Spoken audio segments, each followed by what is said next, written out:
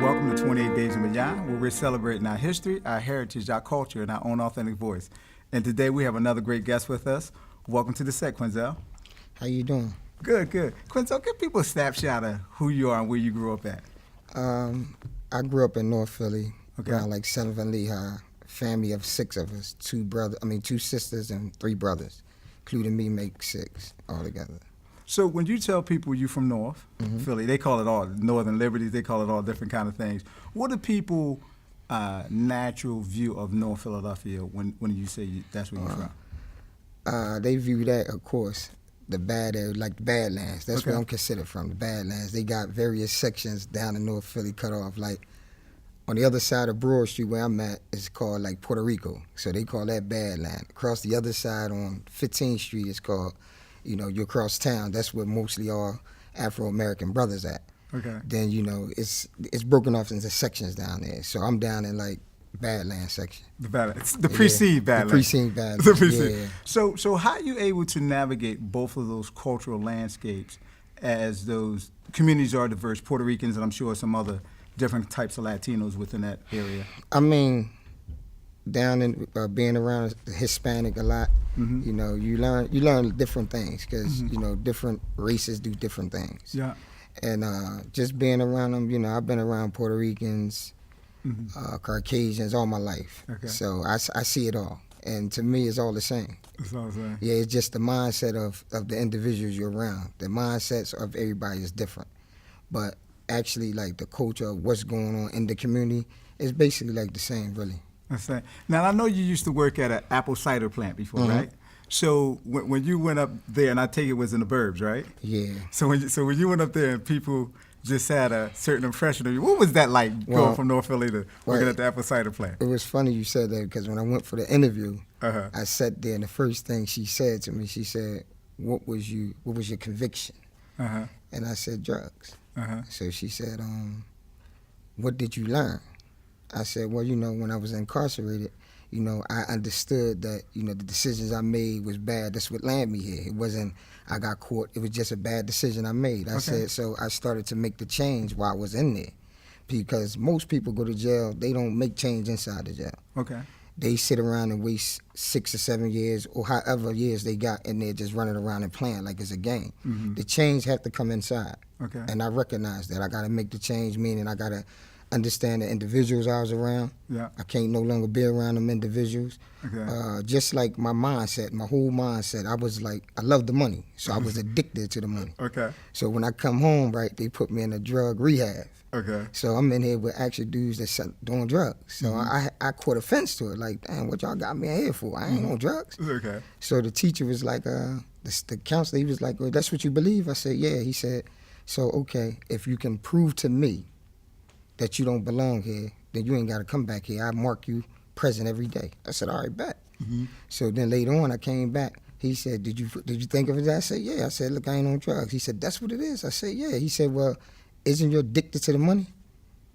I said, yeah. So I said, I'll see you tomorrow, man.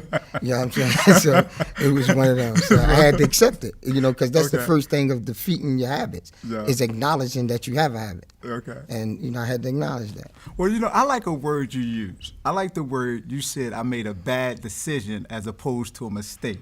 Yeah. Why did you categorize it as a decision, a bad decision, not a mistake? Because when I said that, because I noticed just from being around individuals incarcerated, they always say, or people out on the street, yeah, man, if I'd have did this, it wouldn't have happened.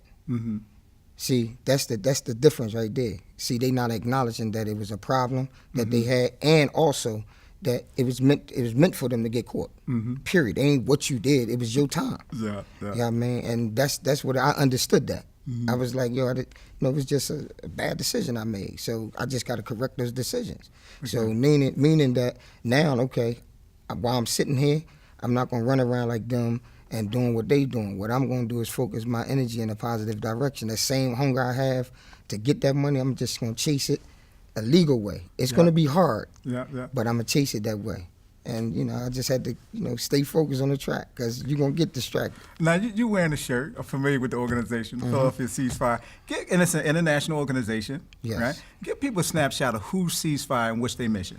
Well, Ceasefire it's been around for like 17 years over in Chicago. Okay. It was founded by Dr. Gary Sluckin.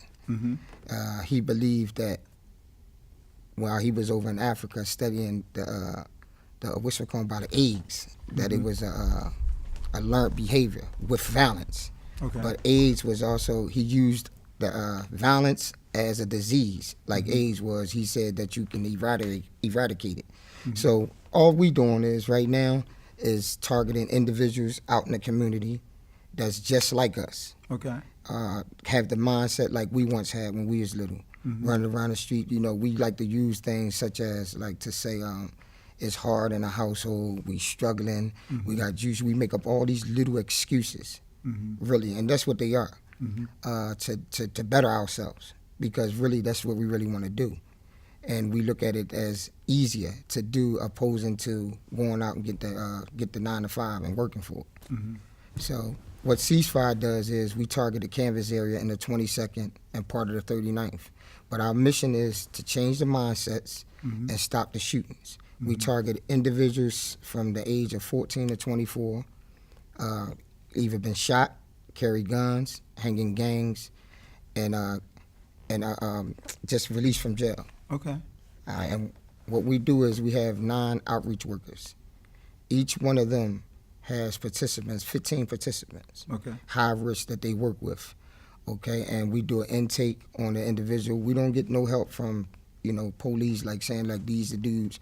We learn all this by going out in the street and being from the street. We know who the shooters is, who the guys that's out there terrorizing the community. So basically what we do is we spit what we doing now. This is what we doing now. Some of them even take it, some don't. You know what I mean? Because you're going to have those who observe, like, damn, man, they done went to jail, got soft. I mean, no, it ain't soft. We just went to jail and we just learned, like, yo, this ain't the right thing to do no more, man. We're going to have to go ahead and straighten this out because it was a different thing when we came up. It wasn't all this shooting, man. Yeah. I mean, it's a lot of shooting. And I hate to quote this, but I have to throw this, a lot of shooting, and there's nothing compared to back in my era. Okay. Because it was less shooting, more money being made. Yeah. But all of it's wrong. Yeah. All of it is wrong. But I'm quite sure that most people nowadays would take the 80s than right now. Now, they have a saying, either you do time or time do you, right? And when you in. Now, you also go into hospitals. Give people a snapshot. You go to, and I think Temple University is one of the hospitals you go in. Tell them what you do when you go to the hospital. Temple Einstein, basically we do what we doing now. Like an individual gets shot. Like we have 3 teams right now. We have a school piece. Okay. We have a team in the school. We have a team out in the street, and we got a team in the hospital. Okay. Because most hospital victims, like when they get shot, we don't catch them all. Okay. When they get shot, they come in the hospital, they might get a leg wound, and the doctors will see them and they out.